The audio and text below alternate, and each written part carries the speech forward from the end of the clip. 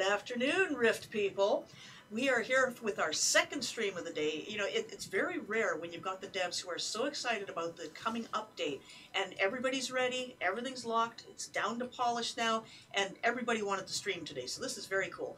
This is the art stream where we have a couple of our fantastic artists in Vostigar Peaks. They're going to tell us all about how they put this zone together. And Mike Chang is here. What is your role here at Triumph? I'm the terrain artist, world builder, partial environment artist. Okay. And Justin, what do you do? I'm the lead environment artist on Rift. There you go. Of course, our environments in Rift get a lot of praise from people as they go through the games, and they really do keep the game fresh. They keep it exciting looking. They keep it such that it looks like a game that just released. And we're just trying to get right into a position where we can show what we're doing here. Oh, did we just hang? Yeah, because I think I ran too fast. Okay, so, you know, GM commands. Sometimes you can run too fast. And today's stream, we are going to give away another one of each of the special mounts that have come back out of retirement. These used to be supply crate mounts, and they are now available for sale on the store this weekend only. Today, the glowing ruby keyrin is available today only. At midnight, it changes to the molten thresher for Saturday, and then on Sunday, the white dire riding squirrel. And instead of buying it in a supply crate, you're going to be able to buy them directly from the store, and we're going to give away one each of those. The other really cool thing that we're going to give away is we're going to give away keys to the new dimension that is based on the Iron Tomb design. And that dimension itself isn't going to be made available to the general public until autumn harvest. So whoever wins those, if you don't do dimensions, please give that key to your favorite dimension builder, because these are going to be just a super hot commodity and we're dying to see what people make out of them. All right, so let me know when you're ready to go, and then we'll switch to game. Concept? Yeah. Okay. All right, so first we're going to show some concept art. Don't switch over just yet. Is this going to be on the T drive or? Yes. Yeah. Okay, yeah, go ahead and Alt-Tab out and we'll get those pulled up, and then we'll switch over to show them. Concept art is fantastic. I wish that I could print some off in large size and just put them all over my house.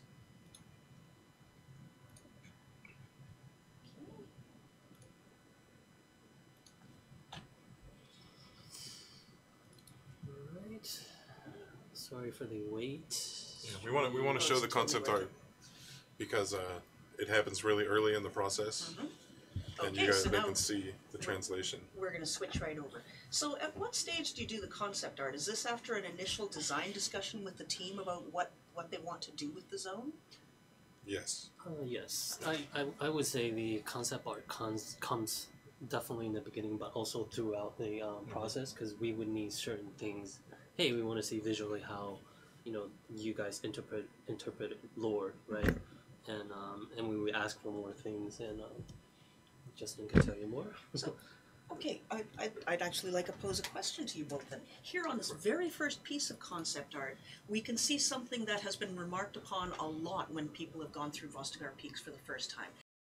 You've used a palette with really sharp blacks, and then the crisp white of the snow, and then the bright gold that peeks through a lot. Who decides on that color palette? Because it's extremely striking. We've never seen that in use before. So that was kind of a back and forth between us and the concept artists and design. You know, the kind of mandate when the zone started was an alpine forest, but not iron pine.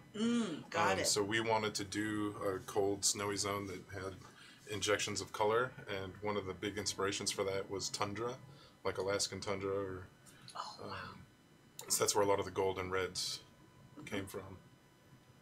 Now, do you do a lot of research in real-life biomes to get some of the inspiration for the textures and the color combinations and the types of both the topography and the types of plant life that grow in these zones? Oh yeah, for sure. Usually in the pre-production phase, before the concept even comes out, we look for real-life images and like different locations. It's like, hey, you know, that's really cool. You know, can we try to hit that? You know, like what's the technical limitation? You know, like. As a war builder, I look at this and I'm like, oh, I don't think we can do it. There's too many trees, and people are gonna get like 10 frames per second, and they're gonna hate us. You know, like things like that. We talk about things like that. And then of course we kind of elaborate that to the concept artist. On Justin's side, he has a lot to kind of figure out with me alongside with concept artists. Like, hey, what can we do? But that's the technical side of it. But on the visual side of thing, we pick color palette. Like nature, acid. What's a world look like without habitats? Like this nature. Like how do we make it a little bit more fantastic? Like things like that. We have huge discussion about different things. And could I ask, what programs do you use to create these images? So this was created by Zach, one of our concept artists here, and they use Photoshop for pretty much everything, and so both of these were really early in the process. I spent a bit of time working with Zach to kind of hash out what we wanted to accomplish, what we wanted to do as far as shapes, as far as biome, as far as color palette, and these were probably two of the ones that were the most helpful when we actually started building. Right. And it's interesting because that has, all that we have seen in these two pictures has definitely carried right through to the end. Let me skip to the 4 split of this. One second. Yeah, these guys. Ah. So this is another set of images that was done by Zach.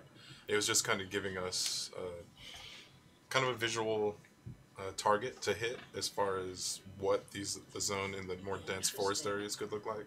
Yeah, so it's basically the same scene, but it's had different color treatments and different amounts of forest and snow and that sort of thing. Yep. So when you have a meeting to discuss this, what are you discussing at this point? So we're talking about things like how far do we want to go with the snow.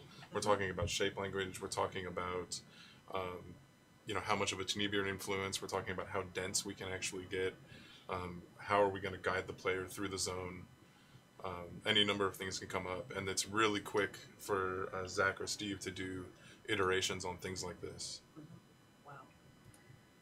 And how long do you give them to come up with something like this? Hey, we're going to have a meeting on Friday. You have 2 days to do this, or? It could be. Some changes are made, right there, but it can be upwards of a week. Several days. Here's another. These are all really early, but these were all extremely helpful when figuring out how to build the zone. This one was one of the first ones he did, and it really kind of set the tone. So one of the things I really like about this, and this came up week after week in the production meetings as we started moving towards launch, and the devs always wanted to know, is the tail in? Is the comet's tail in yet? And you can clearly see the comet's tail, especially in the images on the left, the bottom left one in particular. Now, was that a huge design challenge for you guys? No. No? No. That crystallized for you really early on? For me you were it did, structure yeah. Yeah. I always knew what that was going to be, and fought for it. In the beginning, at least to me, it was a little bit scary trying to hit that because we do have another POI right next to it per se. So we, between me and Justin, sometimes we have these disagreements, but we have to kind of like come together and just be like, okay, we can do this. Let's try it. If we don't try it, we're never going to get to the point You'll never know, right? Yeah. So, I'm happy to say, like, hey, he convinced me. Let's do it, and we did it, and it looks pretty epic, as you can see in game. So it's largely a collaborative effort then. There's no one person that decides all of it, or? Well, I like to say a lot of people not just the artists, but even lore, right? Lore, concept artists, and even people working on character. We can take a lot of stuff from characters just to get everything consistent on looking right together, right? So everybody in the development circle does have say depending on what comes to the end. We always have discussion with each other, especially between me and Justin. Like we always try to see like how we can get it to this point, right? From nothing to the end. But yeah, like as the image show, like we start off doing like very loose. We ask for a very loose concept, and that's where we start picking things out. Even at this stage, you can see one of the really interesting defining features of Vostigar Peaks, those standing stones that look like they have just fallen out of the sky and landed on the terrain. So what is the where did those stones come from? What is your personal theories about why they're there? Because they're visually cool. I mean, it was kind of part of the having a natural biome, but also kind of introducing some alien elements to it. It definitely does look alien. Yeah. It was another thing was how the trees, they're these alpine kind of pine trees, but they've got the root structures that are going down. It's not really something you'd see with a pine tree, but it was a good way for us to make something that is rooted in reality, but also looks very different. Yes. And again, even though this is very early concept art, I'm amazed at how true these images and the colors and the basic structure of the land carried through to what we see live on PTS now and coming next week to the live servers. Okay, Yeah, what's next? Yeah, that's good. I think We've seen Yep. this one. Let's show some of the Storm Legion stuff. Oh, how beautiful. I put the organic stuff first. Ah, so- as Yeah, a yeah, no, proper that's fine. dwarf, anybody who renders rock so beautifully has me vote as a good human being. So typically we do, like, if we can get like concept for these, smaller asset, we try to. And usually with these, they turn into dimension item too. I know a lot of people are like, yeah, can we get some of these new? People can hardly wait. So with this update, more than any other, I know that you guys started pulling items for dimensions as you were going along. Is that normally done after the fact? It's usually done during or after, because a lot of time, like you said, player will see something they like, but we haven't made it into Right. dimension item yet. So then they would ping us in either on the forum or through communication of other sorts, and and then we were like, oh yeah, that would be cool, And the tree structure is super interesting. They're like banyan trees or mangrove trees, that sort of thing. And yet here they are in an alpine environment, which is a really interesting adaptation of their style. Yeah, Zach did those, and I took to them immediately. They're gorgeous. there's more. Oh, Yeah, the other advantage of it was it let us kind of have them climb over the rocks. right, exactly. And that's why when I saw them earlier, and I saw that some were on rocks and some had these spaces underneath of them, and it made me wonder whether somebody had mined the rock out from underneath of them, whether they were valuable minerals or not. But you say that they could grow both ways in your minds. That's the ecology of this particular tree. What are these trees called, by the way? They must have names now that they're going to be dimension items. That's a good question. Yeah, we'll figure For it out. us, they are always Vostigar just the pines. trees. I guess the player can. Yeah, help us Vostigar Pine figure it Large out. 03. I'm pretty sure people can think of some funny names. And we'll just put Probably. it in the dimension item name.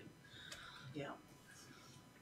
Yeah, so Ah, these so were the some ground iterations plants. that were done for plants and nature for Vostigar. And we- Yeah, again, slightly alien, really interesting. Aha! So now, this is a concept art for one Yeah, of the so first this was structures. a quick, this was a concept that Steve maybe did. It was kind of just giving some ideas of what the maze area could look like underneath Crucia's Claw.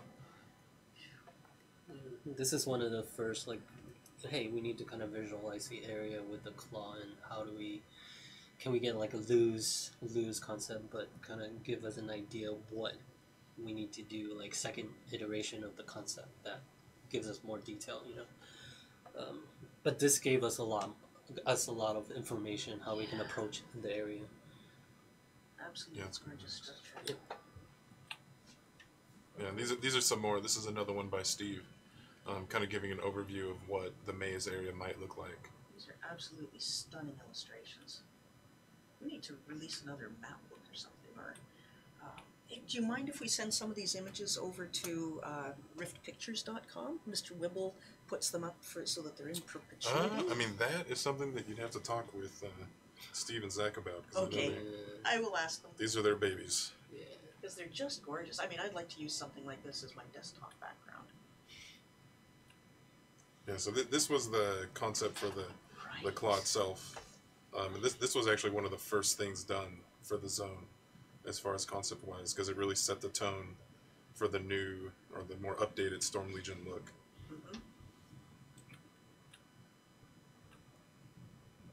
And more. And then walls that are based on the same basic design.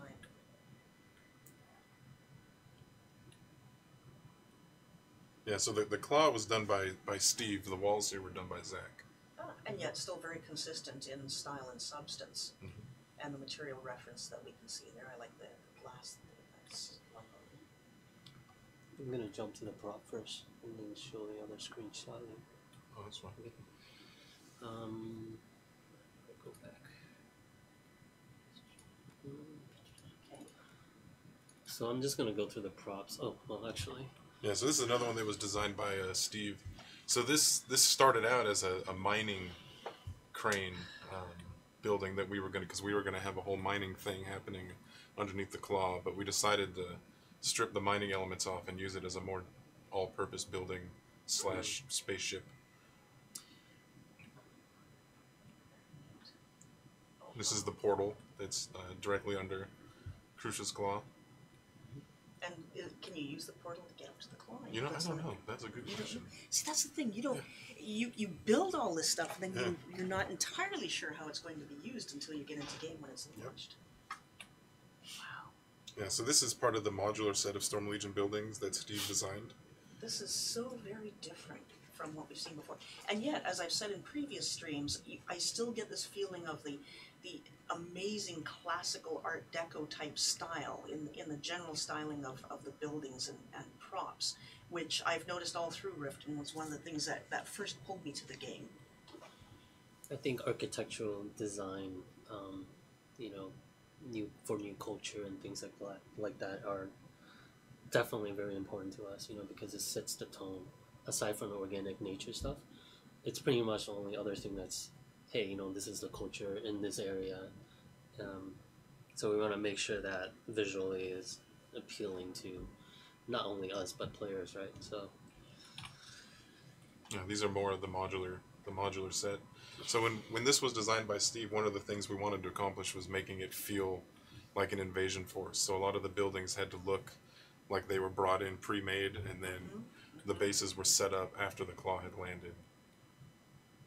So they kind of have a space station shape language where everything kind of attaches at predetermined points. And just blows me away. Oh, nice. yeah, so this is a turret that Steve designed that you see all over the place in the Storm Legion zone areas. Some banners that were designed by Zach. Small props. Yeah, something we really wanted to emphasize. Getting more small props in the zone, which can also potentially become dimension items. Wow.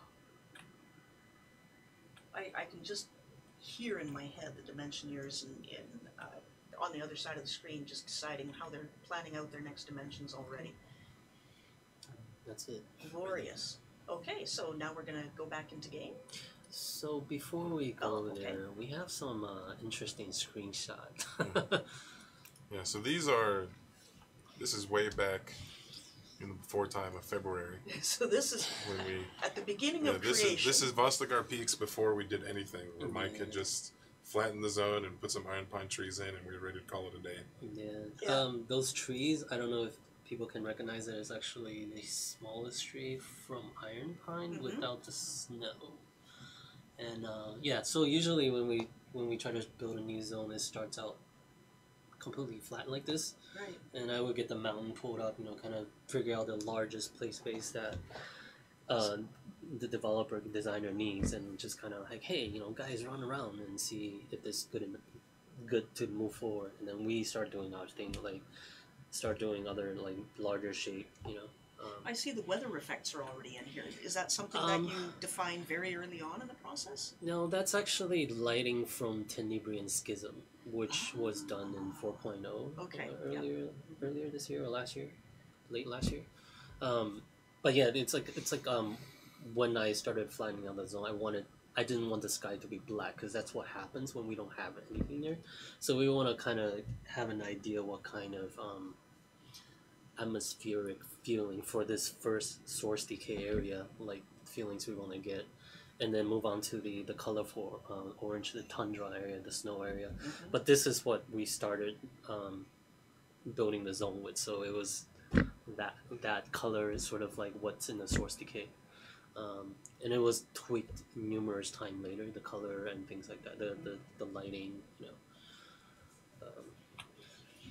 Yeah, so this is an early version. So one of the first things that we tried to do was establish that color palette as early as we possibly could. So one of the first things I did was do a pass on terrain textures, so that we could get a kind of a visual target early, Right. and then build on top of that. Just provide us some context as we started. And then doing just add that. some loose blocky structures just to start working as landmarks. What are the Yeah. blue lines? Roads. Oh, they are roads, Yeah. so that they show up well, you know, so that when you're Well, building on top of them, they're easy to identify. it's more of a communication indication between art and design. So I usually in the beginning I lay out the whole zone and then start tinting in like these roads, and I pass it on to them. And hey, you know, see, this is gonna work for you. You know, this is the highway. This is the route that the invasion takes, right? You know, like make sure this is okay, because after maybe a week or two, the height change is gonna go in, and that's gonna change a lot. So the earlier we figure some stuff out, the better it is, you know. But it doesn't mean things doesn't change after that. It's just how making a game goes, right? Like, even though this is said, they'll come to me later and say, hey, you know, we need to change this up. You know, can you do that? Yeah, we could. You know, like, let's see what we can do, and then we'll try to make it work. And But yeah, what are the circles on the ground? the circle on the ground is early indication of where rift placemats are.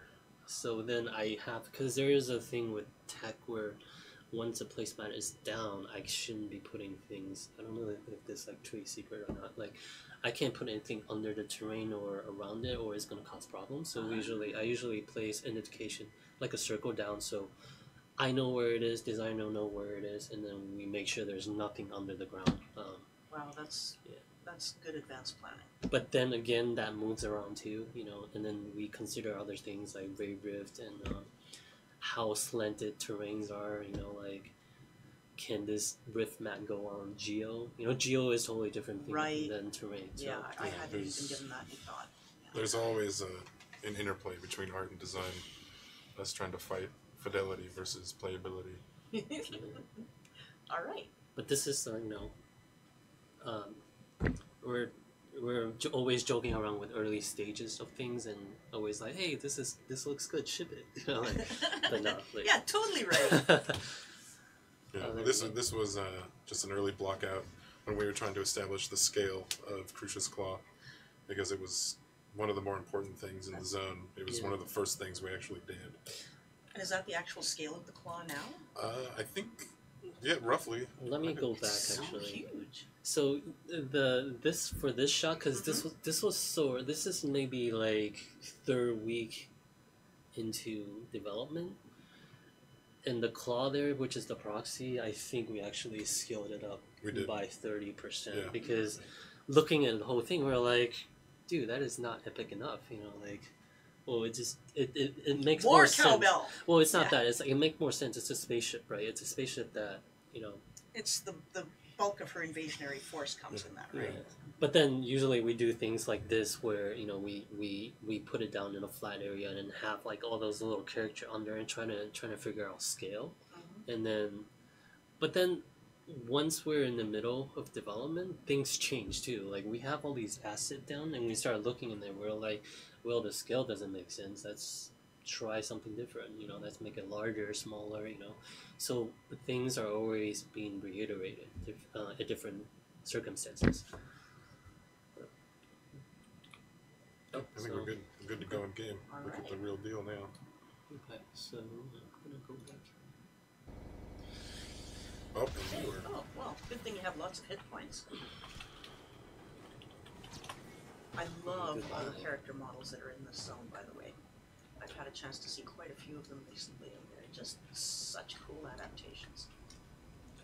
Yeah, so the part we're going through now is actually a remnant of something that we were planning on doing before Vostigar Peaks became a thing. And this is kind of a shadow of what the Tunisian Schism as a zone would have looked like. Oh, and I'll just interrupt you for a moment. KeyPro has asked something that was actually on the list of questions. The dev islands that we know are hidden around, like what do they do, and who makes them, and what do you do there? Is it where you stage props, or? Yeah, pretty much. I mean, Mike sets them up at the beginning of every cycle, and we go there. We test terrain textures. We can do mountain sculpting to kind of figure things out. We do kind of a library of old props that we can inventory and look at, see what we want to use, what we might want to update. It's really just for us to do things. And because nobody can get there, they have this aura of mystery about them, so everybody kind of wants to go there. I remember people somehow got to certain ones in 3.0 or 2.0, and that was like, wow, good for you. So, Rift players are explorers at heart, that's for sure. So the idea for it was just to, part of it for our team to kind of figure things out, like Justin said, and then the other part is like, because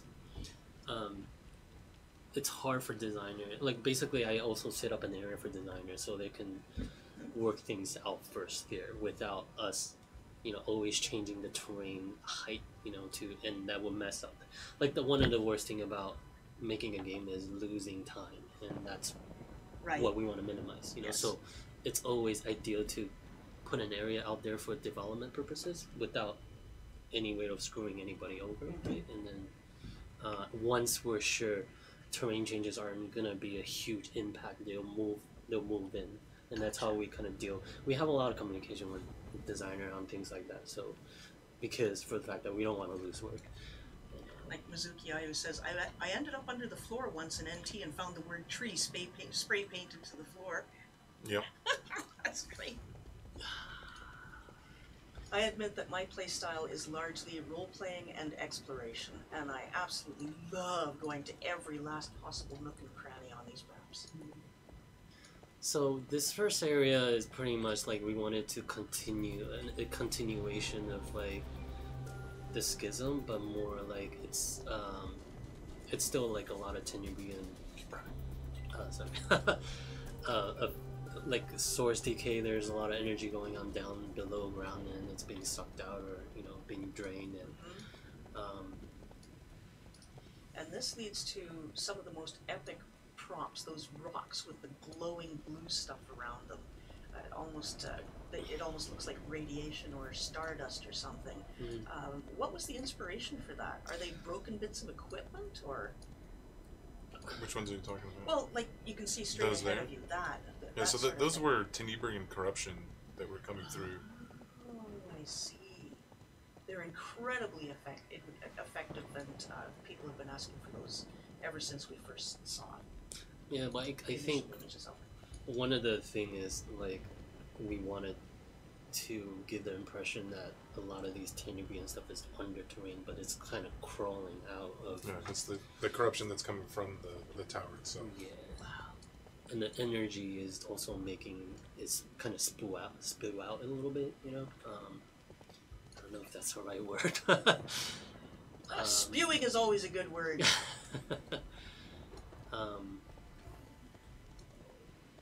But yeah, like this area probably has a lot more. Like a lot of the Tenubian stuff kind of mimics the Alitu right area, and but this is Utila, which is like backwards. Nick will tell you it's backwards. That was, yeah. Oh, and can we have a chat about that centaur guy that's right just behind you there? These are a new mob for this area, and these are absolutely incredible. They're mechanical, super powerful, and yet they still have an interesting organic flavor to them. Who designed these? I think Steve did. Yeah, really? The concept artist team do most, like all the new character. I mean, I could pull the concept for you, but no, that's fine. I'm sure we'll see some in the future. It's just that this is such an impressive model. Yeah, I think some of the Tenebrian, the new concept, character concept, mob concept that Steven has acted. Wow, they're really amazing. Yeah. Like this guy right here. Yep. Really cool. And incredible texture. The shininess of the surface is. I just don't have words for it. He doesn't look too happy though. No, he's not the friendliest of dudes. Yeah, he looked like he was about to. Anyway, I'm sorry for interrupting. I'm taking up all your time with questions, but I'm going to go to some of their questions as we continue traveling. Okay. I'll just move forward towards the other areas. Angry. Actually, let me walk through. Go through the Dream Forest. Yeah. Alright, so, Mr. Wibble, this does not surprise me because Mr. Wibble runs riftpictures.com, and he posts enormous file-size screenshots of our zones. A huge fan of that. Oh yes, what inspired the current iteration of the Storm Legion equipment and aesthetics? Some of it appears to have evolved. Yeah, well, it's, I know Steve wanted to do a new version of the Storm Legion stuff because the old Storm Legion stuff is heavily influenced by, I think, Burvain architecture because it's corrupted, or Storm Legion corrupted Burvain things, and this was an opportunity for us to show what the Storm Legion was as just the Storm Legion without any other influence. So that was pretty much the driving force behind all that. And then Mr. Wibble also asked, is it lore before art or art before lore? Or do they just evolve at the same time? I would say they evolve at the same time. There's some pretty loose outlining of the lore when we start, usually. But that definitely changes and evolves. I know as art evolves, they get inspired and new things happen, and then they'll tell us something, and then we make changes to things, and it's definitely a back and forth process. But I do think I agree with what Justin is saying, but everything does start with lore, though. Like, if there's no lore, you don't know what to put in there. Yeah, It's like putting in butterflies. Yeah, but because we're also making a game, there's so much back and forth. You know, we try to convince Nick to change stuff all the time, right? Just so visually it would be awesome, you know, like, and he's always very, very good with that stuff. Like, as long as we talk about it. Do you prefer working on paper or digital? Oh, always digital now. That's all I have time for. And how many times has Vostigar Peaks been redesigned? Oh boy.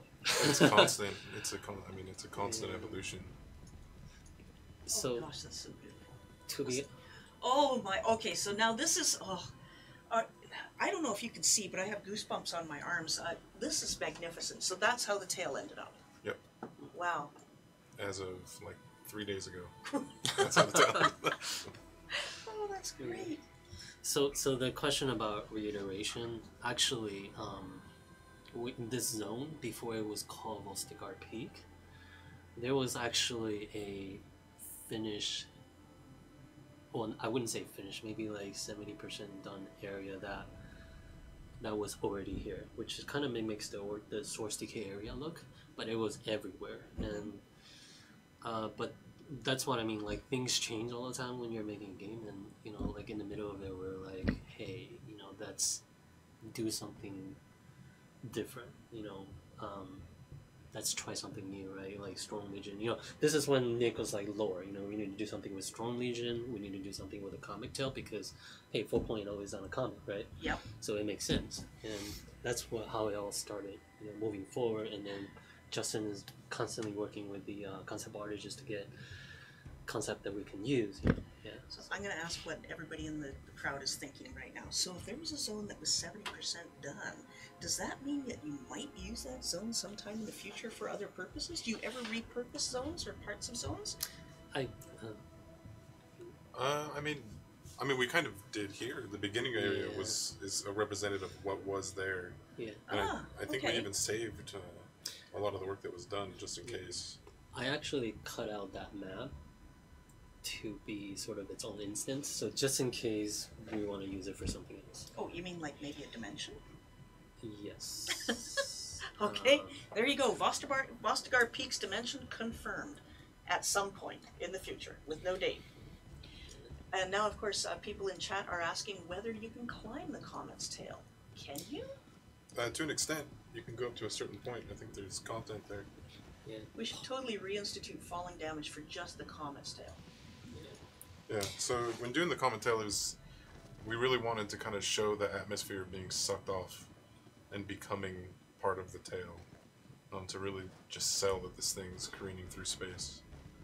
Yes, and the mist flowing up there is just, is so effective and evocative. Oh, sorry.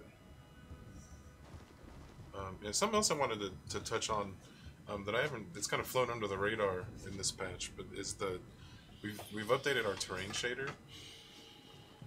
And it's, you'll probably notice it in a lot of areas, but we actually have the ability to blend using height maps between different materials, I see. which lets us do a lot more with fewer materials. So I'm really excited about it. I don't know, It looks amazing. but So it lets us. How do you actually paint this terrain? Do you actually you actually go to an art program and you take a paintbrush with the terrain on it and you start drawing on the map, or how does that work? We need to get some demos when you're at your desk sometime.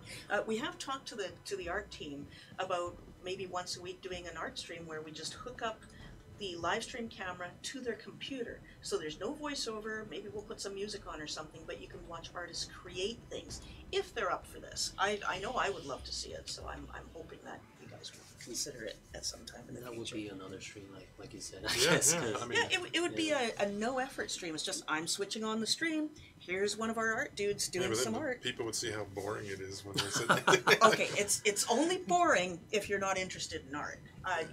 The art Yeah, streams so- are a growing phenomenon on Twitch, actually. Yeah, we've actually we've been pushing a lot for updated shaders. So you'll notice too, a lot of the objects, they have the same kind of height blending that we have on the terrain, which is something that's pretty new to our workflow, and it actually adds a lot of detail and allows us to do a lot more with fewer textures, which improves frame rate, gives us a lot more fidelity, and overall just improves the look of the game. Yeah.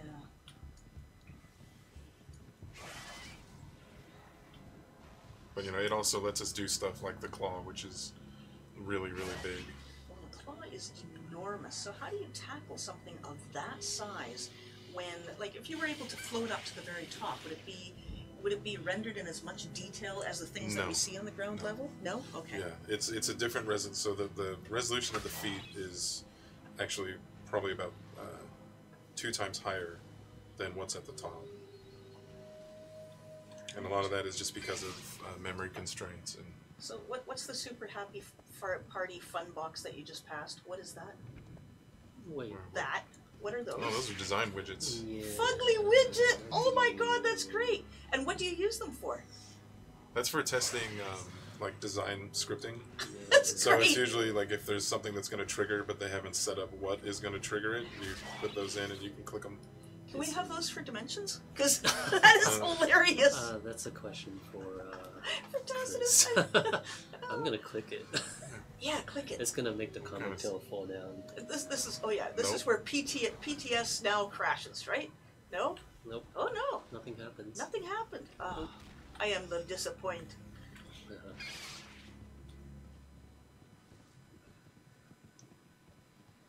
Now, speaking as a dwarf, this zone is just full of objects that I want to pull into Dimensions. Oh. I've been grabbing a whole bunch of stuff. Oh, there we go. Oh, What happened? oh, oh, oh. Skip forever, skip forever. Oh, and we're back. And we're back. As you can see, we're still working on a lot of last minute things just to get this perfect as Sure, we you can. have, a few minutes left before we Yeah, launch. No problem. Uh, It's great to see the entire team so excited about where this update is. Everybody seems so happy with it. And thanks to all you players who have been participating on public tests shard and providing terrific feedback and bug reports to us. Those have been extraordinarily helpful. Are we actually going to go into the claw area? Yes. Awesome. So this is Magician's Tower, sort of like a last scans for the Tenerian guys before heading into the Crucia area. So if you guys had to pick, if you were going to have a tyrannical overlord, would you pick Crucia or Anket? If one of those was going to win and you had to live under their domain. I would pick Crucia. Really? Why is that? She's more aesthetically pleasing. Crucia looks cool, therefore Justin's going to go live in her realm. What about you? I'm not gonna lie, I like both, so I'm not gonna choose. It's a good non-answer. That's great. You can go into politics anytime. Yeah.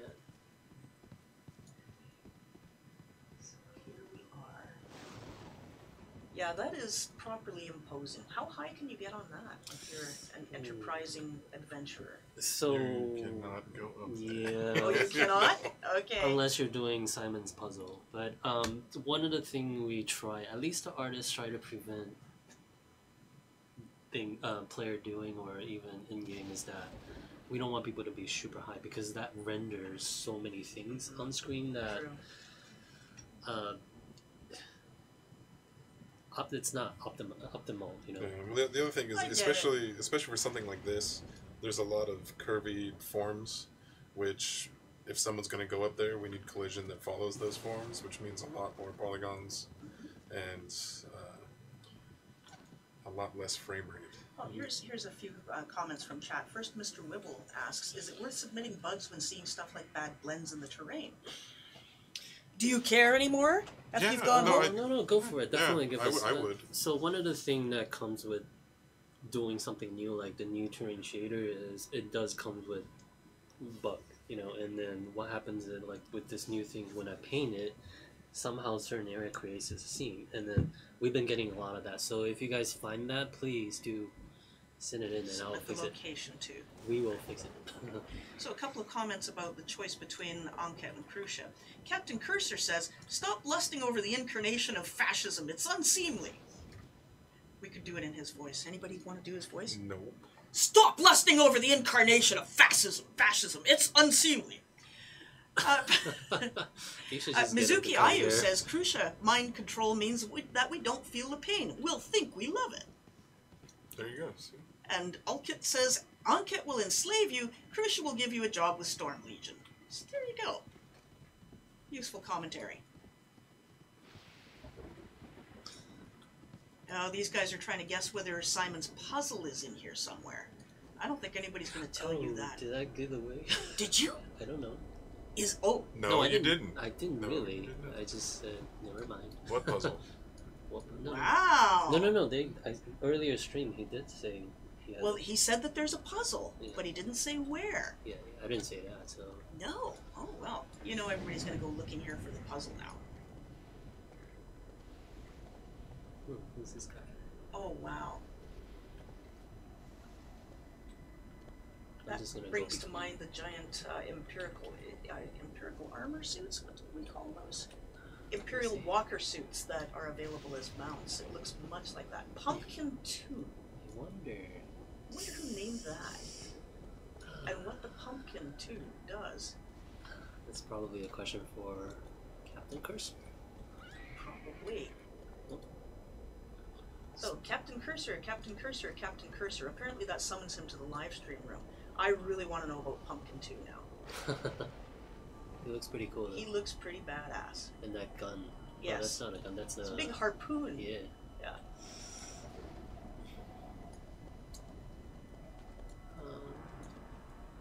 So, all these area, like, especially this Krishna's Claw area, like, it went through many reiteration. Like, I think in the beginning, like, I would set up some kind of mazy feature as shown in the concept. See, and there he is. There you go. And he's in. It worked! It worked! Okay, so the magnet does work. So tell us about Pumpkin 2. Oh, that's Marco's thing. Oh, so you can't even tell us No, about so it.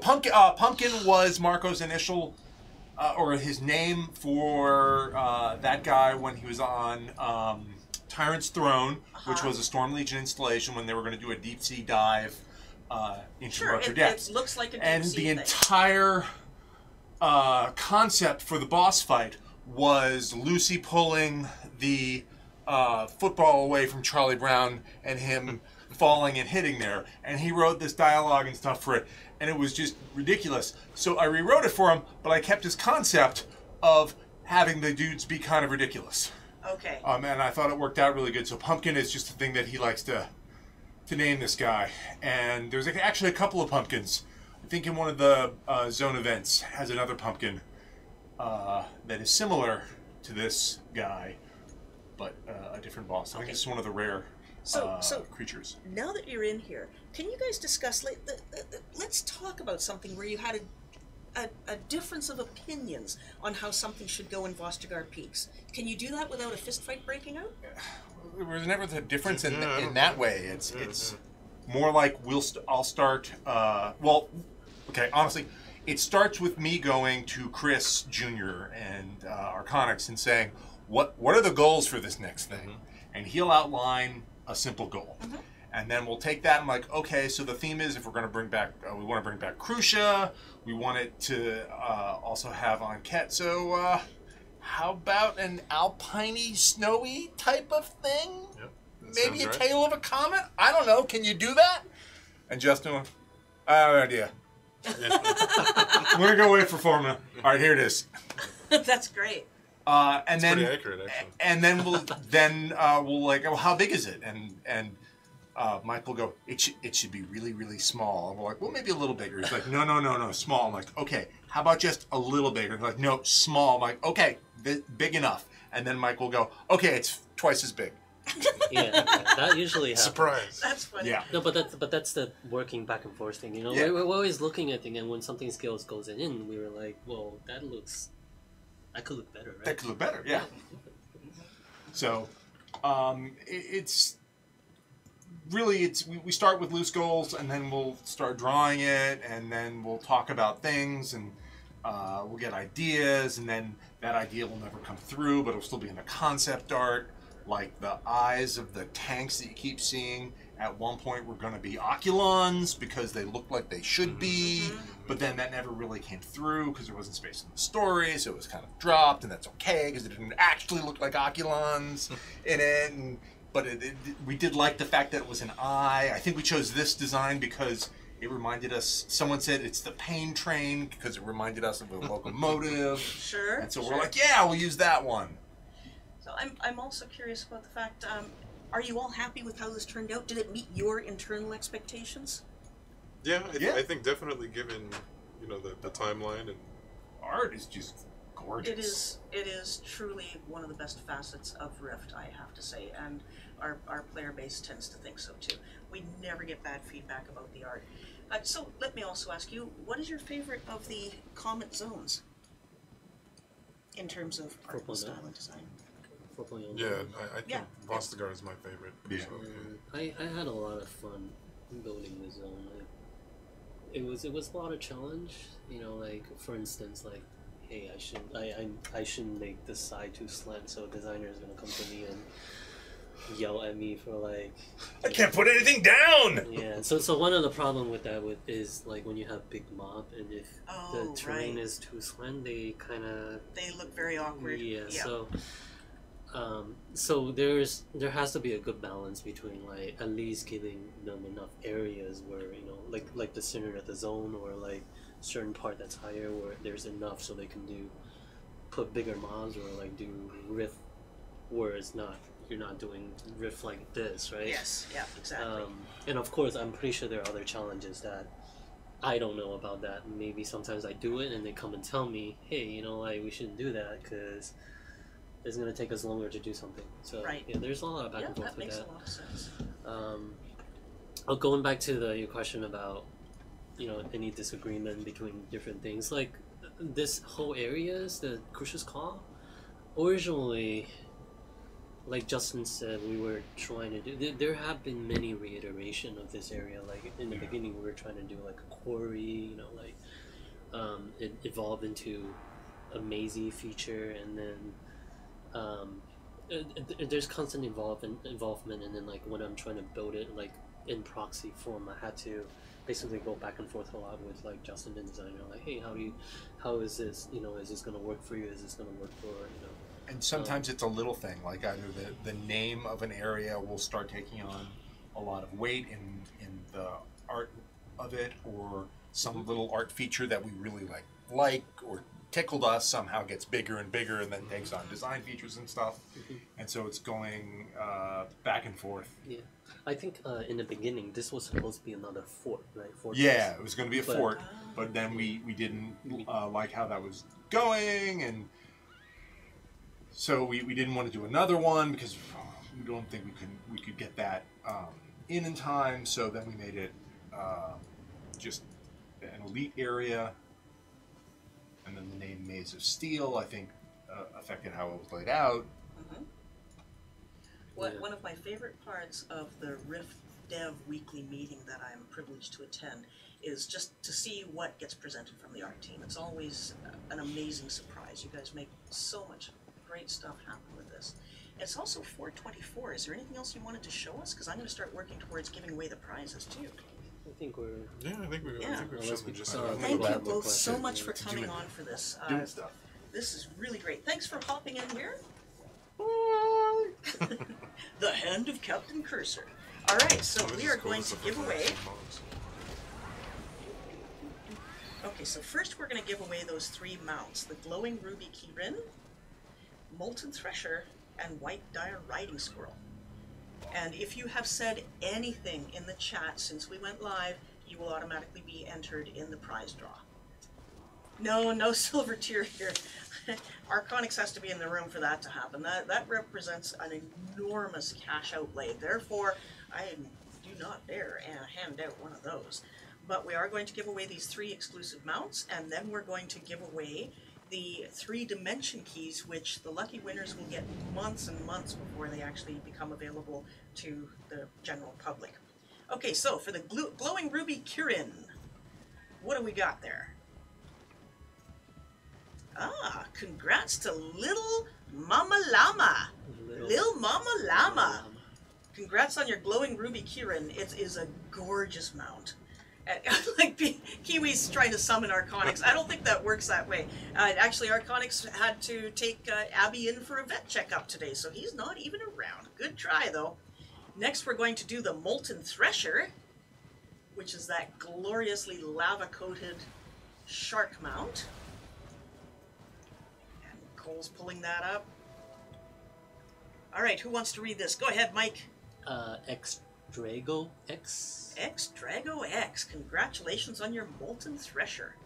And third, we're going to do the White Dire Riding Squirrel. Justin gets to read this one out. We always hope that y'all learn to spell and, you know, look after our pronunciation needs. Is it a... Ah, there we go. Antretha? Antretha, or Antretha. Congratulations on your White Dire Riding Squirrel. It's really, really pretty, and it'll be a fantastic mount to run through the snowy areas with. And now we're going to do the dimension keys. Iron Tomb Dimension. Oh, yep. That's already okay. Yeah, because the model itself goes live with the 4.2 and the key, but it's actually not being released to the public until Autumn Harvest. So these are 3 super exclusive advanced copies. So we're going to pull 3 of these, please, Mr. Cole. And thanks again to Cole Marshall for running the streams for us all week. I'd like you to read out all 3 names for us, if you don't mind. Okie dokie, hold on. I'm so excited about this. One mo. One mo.